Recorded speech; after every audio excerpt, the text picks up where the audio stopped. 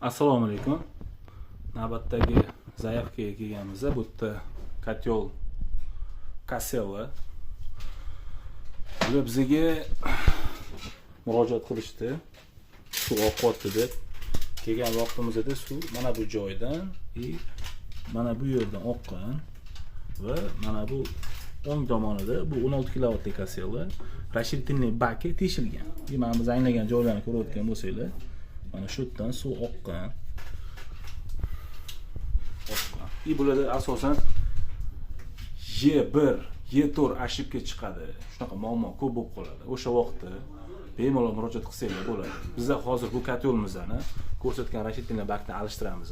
Boyaga suv oqayotgan hamma joylarini to'xtatib, boshqatdan yig'ib, tozalab, chiska qilib egalariga bitirib beramiz. Ko'rinishi mana shunaqa bo'ladi. Casellani 16 kilovatlisi. Kotyol nomi Casella. Muammo suv oqishi bilan bo'lgan. Suv oqayotgan joylarni ko'rsatdim. Shunaqa muammolar. Agar mabodo kotyollar buzilsa yo ishlamay qolsa yo qattanlar suv oqsa yo qanaqadir ehtiyot qismlar kelsa, bemalol Telegram orqali yoki telefon nomeri orqali aloqaga chiqsanglar, hamma ehtiyot qismlar bor. Tuzatib beradigan bolalar o'zlari kelib tuzatib berishadi. Rahmat hammaga.